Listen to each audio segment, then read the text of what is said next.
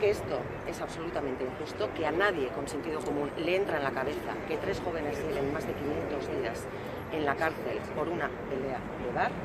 y que desde luego ya vale, que no es casualidad que esto ocurra en Euskal Herria, que no es casualidad que esto ocurra en Navarra y que...